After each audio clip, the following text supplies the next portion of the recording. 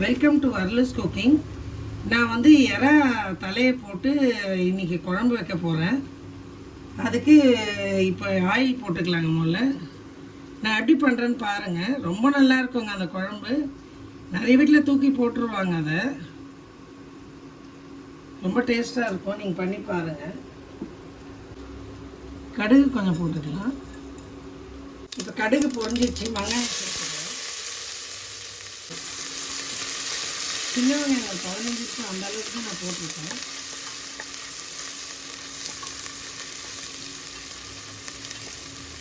கொஞ்சம் வதங்க ஃப்ரை ஆகட்டும். இப்போ பெரிய தக்காளி ஒன்று அதையும் போட்டுக்கலாம்.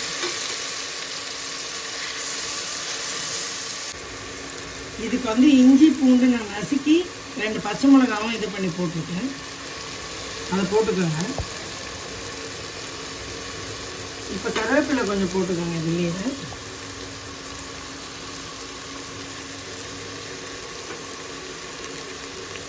கொஞ்சம் உப்பு போட்டுக்கோங்க.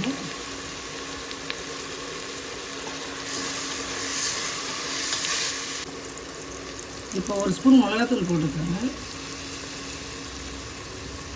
உங்கள் காரத்துக்கு ஏற்ற மாதிரி போட்டுக்கோங்க. ஒரு 1/4 ஸ்பூன் மஞ்சள் தூள்.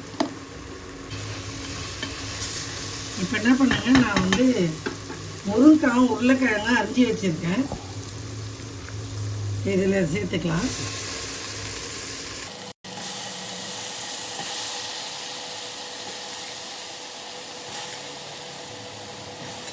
இப்போ நான் உருளைக்கிழங்கும் முருங்காய் போடுறேன். கத்திரிக்காய் கூட இதில் போடலாங்க. உங்களுக்கு வேணால் நீங்கள் கத்திரிக்காய் முருங்காய் போட்டு உருளைக்கிழங்கு போட்டு கூட பண்ணலாம். நல்லாயிருக்கும் அது. இது வேகத்துக்கு தண்ணி ஆட் பண்ணிக்கலாம்.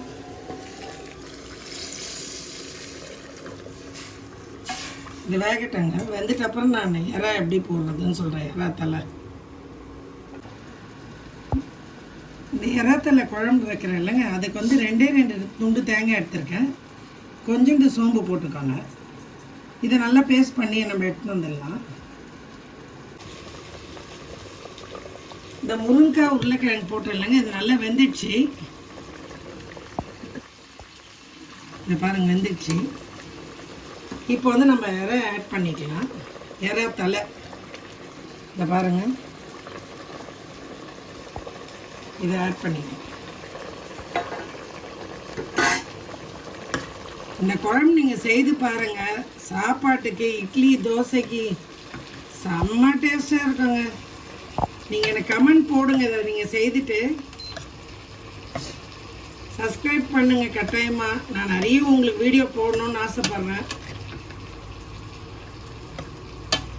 இது கொஞ்சம் கொதிக்கிட்டோங்க. அப்புறம் நம்ம தேங்காய் ஊற்றலாம். நான் சோம்போ தேங்காய் அரைச்சி வச்சுட்டு ஊற்றலாம்.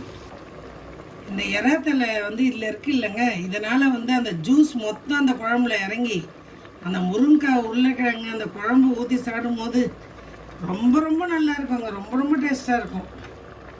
நீங்கள் ஒரு தடவை பண்ணி பாருங்கள். எல்லாருக்குமே பிடிக்கும் இது, இந்த குழம்பு.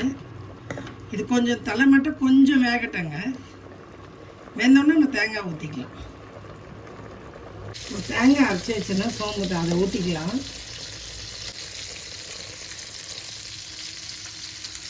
இப்போ தேங்காய் ஊற்றிருக்கல, ஒரு 5 நிமிஷம் கொதிக்கிட்டோம்.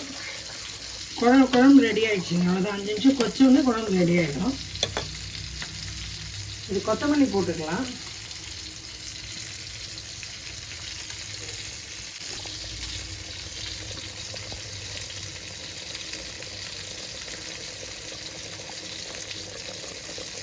இதை பாருங்கள், இது மாதிரி வந்திருக்கோம் எறாத்தலை நான் போட்டது. இந்த குழம்பே பாருங்களேன், மணமாக இருக்குது. இந்த கொதிக்கும் போதே இந்த வாசனை அவ்வளோ டேஸ்ட். சாப்பிட்ணும் போல் நமக்கே ஆசை வருது. இப்போ நம்ம தேங்காய் போட்டு ரெடி ஆகிடுச்சிங்க இது குழம்பு. இப்போ நான் இதை ஆஃப் பண்ணிடுறேன். இதே மாதிரி நீங்களும் ட்ரை பண்ணி பாருங்கள். சப்ஸ்கிரைப் பண்ணுங்கள். பாய்.